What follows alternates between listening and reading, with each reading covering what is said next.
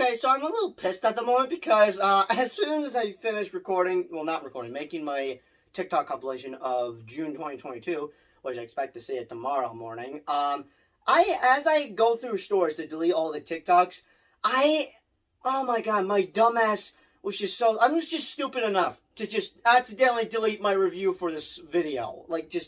I accidentally deleted my review for the Goblet of Fire, and now I got to redo it again, which is frustrating, as I was going to edit and then make my review for The Order of the Phoenix, and then watch Harry Potter and the Deathly Hallows Part 1.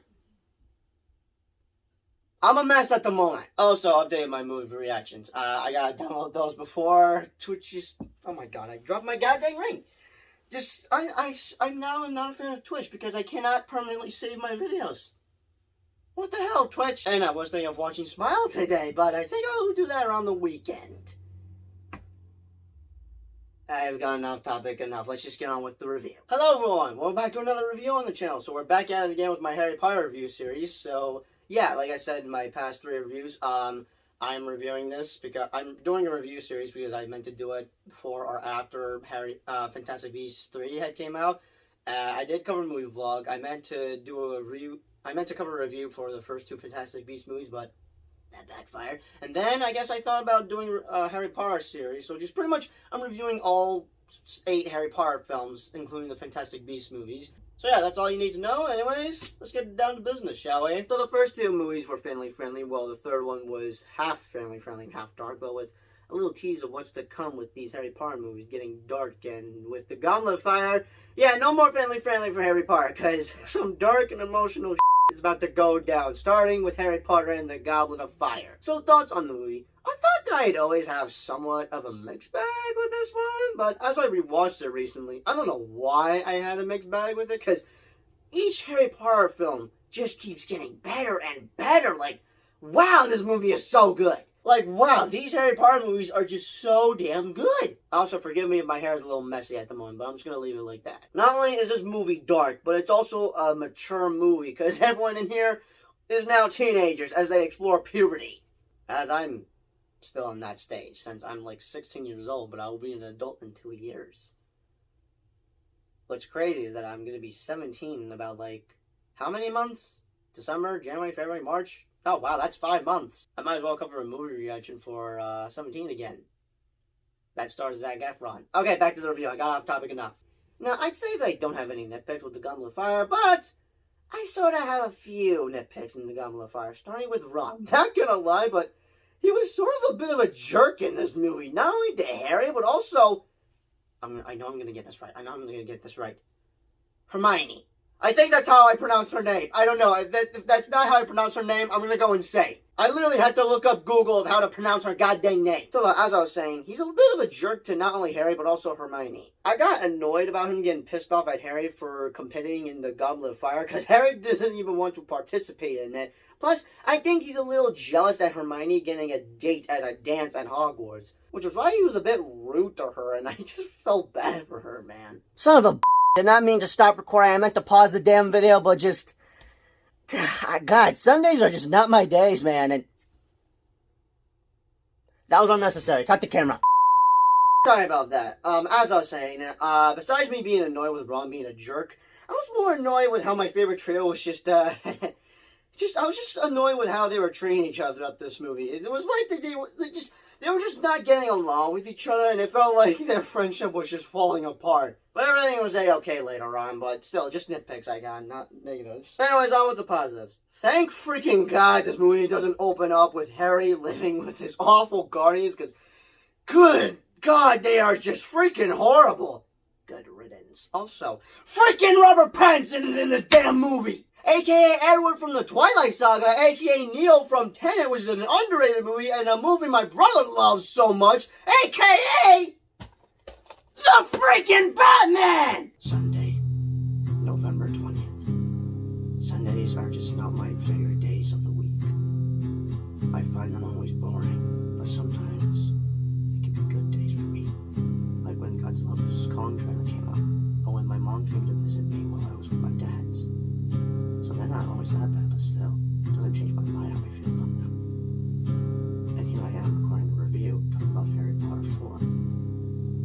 I'm just mainly talking about how obsessed I am with Robert Pattinson. Just like how I'm obsessed with Christian Bale. I'm sorry, I was trying to do that narration thing. God, I hope we get more of that in the Batman movies, which I'm hoping we get multiple movies of the Batman universe, because this is peak that Matt Reeves has created. But yeah, literally the best part about this movie is just Robert Pattinson being in this movie, which I'm still surprised that he's even in the Harry Potter movies. Well, mainly in the fourth one, but still, you get what I mean. But Ron's brothers, the twins, not gonna lie, they were like the MVPs every time they showed up on screen. I don't know if that's the right word, but basically what I'm trying to say is that every time the twins had just shown up, they were just scene stealers in the movie. Also, this is a movie where we could all relate to as teenagers / adults, with the film being a mature movie, including some elements about being a teenager, which I thought was great about the movie. But what was also great was the Tri-Wizard Tournament, because the tournament was freaking awesome. When Harry had to fight a freaking dragon, but also when he went to go underwater to save his friends. Well, only Ron and another person. But for the whole maze sequence, that was freaking terrifying. Like, with the maze being alive, you've got to admit that if you were ever in that situation or sequence, your heart would be racing like hell because of how scared you are to be in there. Also, I seriously thought that the other competitors were killed off in the movie, and then I'm surprised just to see them alive and well later on. Just a funny thought I had to mention, because I actually thought that they died. Then again, it's been a while since I've watched these movies. I have seen them, it's just I can never remember what happens in them. Also, glad that Harry didn't let Cedric die, and that they both had just got out of the maze after fighting and racing each other just to get to first place. Another funny thought I had, but before I could talk about Voldemort, we basically had a freaking imposter among us, with Moody being revealed as Barty Cooch Jr. Don't know if I pronounced that name correctly. I might as well call him Kilgrave, since it's the same actor that plays Kilgrave and Jessica Jones. But my God, let me tell you, I did not saw it coming when it was him pulling all the strings as he was impersonating as Hagrid, Cedric, and who knows what other people he had impersonated in this movie. Like I said earlier, I have seen this movie, but I'm not always going to remember everything if I haven't seen it in a long time. But on with the big bombshell of the movie. And that is Voldemort, who finally has shown up in the Harry Potter movies. And I think we can all agree that he's one of the best villains in movie history. Basically, as good as a villain as Darth freaking Vader. But yeah, as I was saying, he shows up as he's resurrected, and now it's the beginning of the end. Or in other words, the end game of the Harry Potter movies. But we get a taste of what's to come later on when we get a one-fight sequence between Harry and Voldemort, and it shall be legendary. Also, hey Mom, forgive me if I'm a little loud, but I have to do this for my review. No!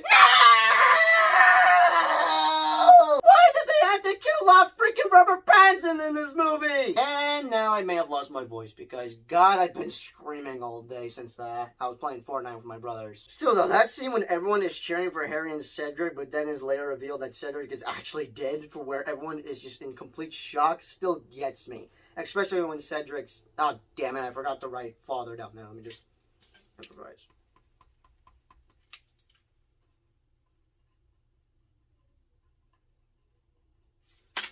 That's much better. Especially when Cedric's father is heartbroken about his son dead. Like, that was just a powerful scene right there. But when I think about it, with Kilgrave... Oh, sorry, wrong name. With Barty Cooch Jr. pulling the strings, this whole Tri-Wizard Tournament was basically rigged from the start. With him making sure that Harry survives each challenge, which would be the dragon underwater, then the mace thing, whatever you call them, whatever they are called, actually. And since he tampered with the trophy so Harry can get to the graveyard, and that's how they could resurrect Voldemort. You get what I'm trying to say. Like, I can't be the only one thinking that this whole Tri-Wizard Tournament was basically rigged from the start. Part of the evil plan. But with that being said, those are just my thoughts with Harry Potter and the Goblet of Fire. This was a very dark and mature sequel, and for my rating of the movie, it's going to be a 9 out of 10. But with Voldemort now back from the dead, yeah, we're freaking screwed.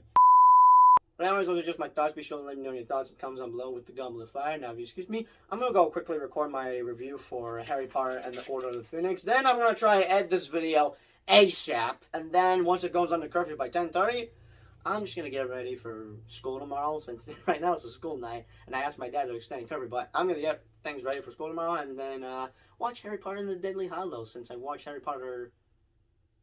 No, I think I watched... No, I think I watched... No, yeah, I watched Harry Potter 6 last night. So I'm going to then watch Harry Potter and the Deadly Hallows Part 1, and that should be fun. Anyways, I'll see you guys in the next review. vengeance. But besides me being annoyed with Ron being a jerk, I was more... Yeah? You said something? Mom? Nah, probably nothing. Yeah? Ay, ay, ay. Oh, this is definitely a blooper. By the way, they need my help moving the couch. That's why I have to... This is gonna be a blooper. Son of a I did not mean to stop recording. I meant to pause the damn video, but just... God, Sundays are just not my days, man.